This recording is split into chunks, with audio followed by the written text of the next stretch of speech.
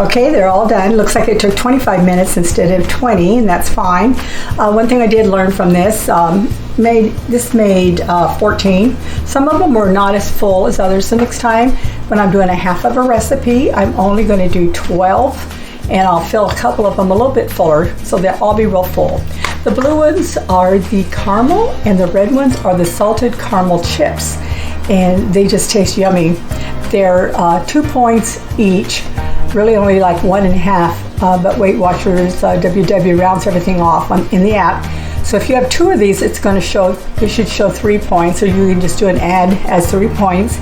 And I'm going to put a little bit of add a little bit of zero ready whip, fat-free whipped cream on mine for 0 points. My husband uses the light cream, and I do too sometimes. It's only 1 point for the light ready whip, and it just adds a little extra flavor. They're really hot right now, so we're going to gobble these down with some coffee. And because I am retired, but I do work part-time for WW on Monday mornings just for a few hours, and something I really love.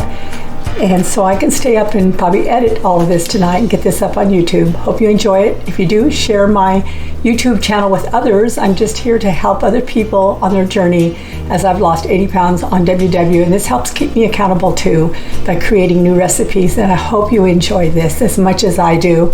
And God bless you. Have a wonderful day. Have a wonderful week. See you on the next video.